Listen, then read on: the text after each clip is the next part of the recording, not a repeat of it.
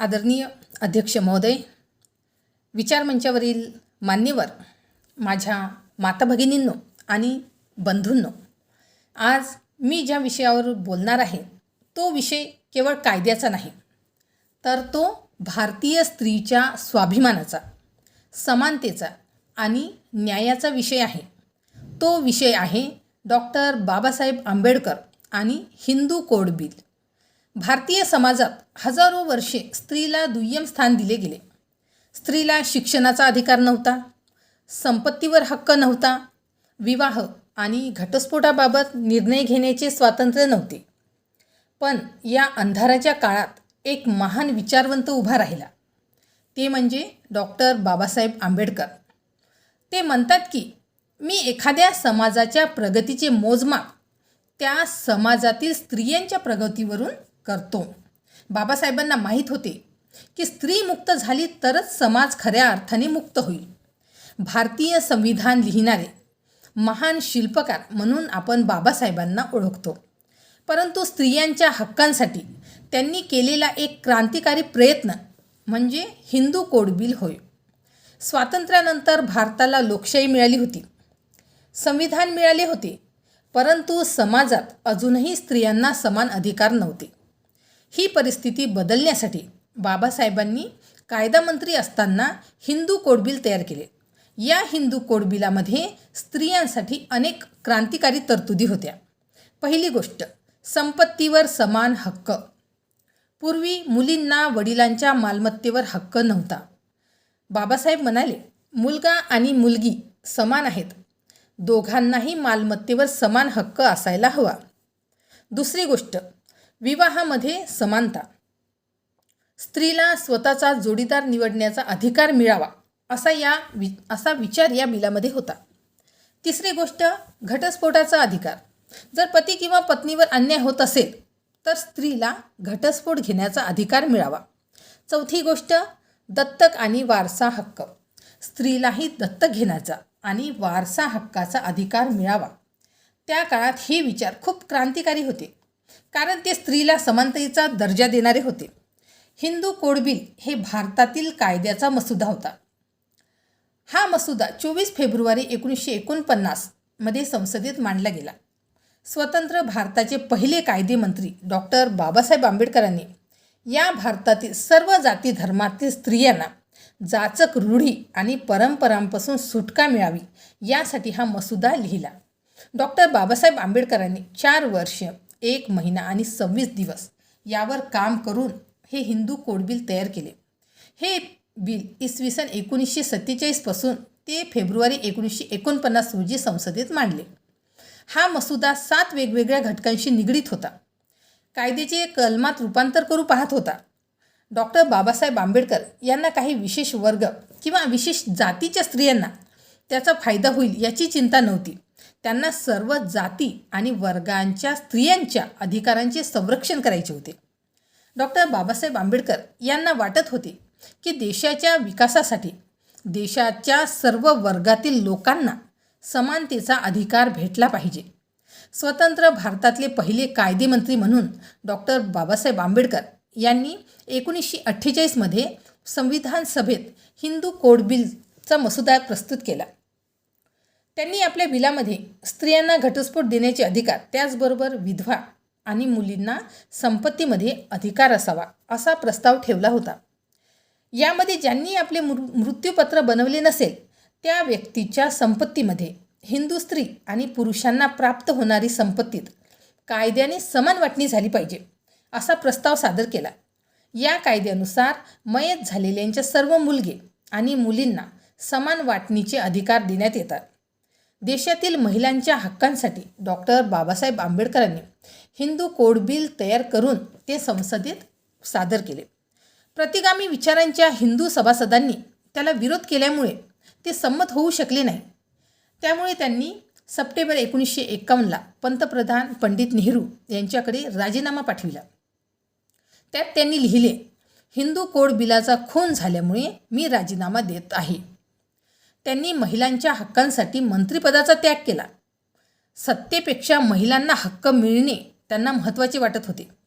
त्यांनी सत्तेसाठी तत्त्व सोडली नाहीत, तर तत्वासाठी सत्तात्याग केला. त्या काळात हे विचार खूप क्रांतिकारी होते, कारण ते स्त्रीला समानतेचा दर्जा देणारे होते. पण जेव्हा हे बिल संसदेत मांडले गेले तेव्हा समाजातील काही पुराणमतवादी लोकांनी याला प्रचंड विरोध केला, कारण त्यांना भीती होती की जर स्त्री समान झाली तर हजारो वर्षांची विषमता संपेल. या विरोधामुळे हिंदू कोड बिल पास होण्यात अडथळे आले. बाबासाहेबांनी या विषयावर तडजोड केली नाही. त्यांना वाटत होते की स्त्रीला न्याय मिळत नसेल तर सत्ता किंवा पदाचा काहीच अर्थ नाही. जेव्हा हे बिल संसदेत मांडले गेले तेव्हा देशातील काही सनातनी आणि पारंपरिक विचारांचे लोक याला तीव्र विरोध करू लागले. अनेक नेत्यांनी आणि संघटनांनी हा कायदा धर्मविरोधी असल्याचे सांगून आंदोलन केले. त्यावेळी भारताचे प्रधानमंत्री होते जवाहरलाल नेहरू. नेहरूजी स्वतः या बिलाच्या बाजूने होते आणि त्यांना स्त्रियांना समान हक्क देण्याची आवश्यकता पटत होती. परंतु संसदेत आणि समाजात वाढणाऱ्या विरोधामुळे हे विधेयक त्वरित मंजूर होणे कठीण झाले. त्या काळात देशात 1952मध्ये पहिली सार्वत्रिक लोकसभेची निवडणूक जवळ येत होती. राजकीय परिस्थिती अत्यंत संवेदनशील होती. त्यामुळे नेहरूजींनी बाबासाहेबांना समजावून सांगितले की सध्या देशात विरोध खूप आहे, थोडा वेळ द्या, निवडणुकीनंतर आपण हे विधेयक नक्की मंजूर करू. परंतु बाबासाहेबांच्या दृष्टीने हा केवळ राजकीय प्रश्न नव्हता, तो स्त्रियांच्या न्यायाचा आणि समानतेचा प्रश्न होता. सतत विलंब होत असल्यामुळे बाबासाहेब अत्यंत नाराज झाले. त्यांना वाटले की स्त्रियांच्या अधिकारांचा प्रश्न पुढे ढकलला जात आहे. म्हणूनच 27 सप्टेंबर 1951 रोजी त्यांनी कायदेमंत्रीपदाचा राजीनामा दिला. हा राजीनामा केवळ राजकीय नव्हता, तो भारतीय स्त्रियांच्या न्यायासाठी दिलेला एक नैतिक संदेश होता. 1952च्या निवडणुकीच्या प्रचारात पंडित जवाहरलाल नेहरू यांनी अनेक सभांमध्ये जाहीरपणे सांगितले, जर तुम्हाला समाज सुधारणा हवी असेल तर स्त्रियांना समान अधिकार द्यायचे असतील तर मला मतदान करा, मी हिंदू कोड बिल पास करून दाखवील. हे एक धाडसी विधान होते. जनतेने नेहरूंच्या नेतृत्वावर विश्वास ठेवला आणि त्यांना मोठ्या प्रमाणात मतदान केले.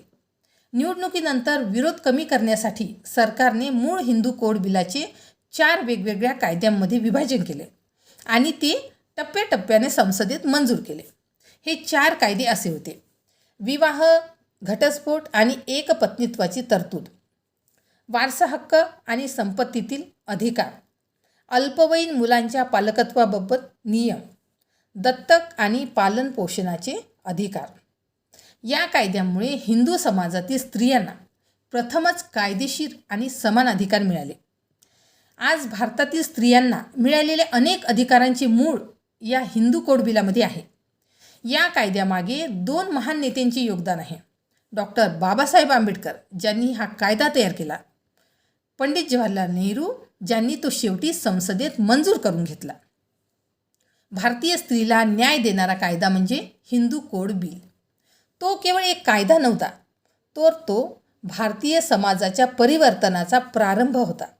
आणि म्हणूनच इतिहास सांगतो, कायद्याचा मसुदा लिहिणारे डॉक्टर बाबासाहेब आंबेडकर आणि तो कायदा प्रत्यक्षात आणण्यासाठी राजकीय इच्छाशक्ती दाखवणारे होते पंडित जवाहरलाल नेहरू. आज आपण महिला सक्षमीकरणाची चर्चा करतो. महिला शिक्षण, महिला नेतृत्व, महिला अधिकार याबद्दल बोलतो. परंतु या प्रवासाची पायाभरणी कोणी केली असेल तर ते म्हणजे डॉक्टर बाबासाहेब आंबेडकर. आज भारतातील स्त्रिया डॉक्टर आहेत, वैज्ञानिक आहेत, सैनिक आहेत, पायलट आहेत, राजकारणी आहेत. पण या प्रगतीमागे एक महान विचारवंताचा दूरदृष्टीचा विचार आहे. तो विचार म्हणजे समानता, स्वातंत्र्य आणि बंधुता.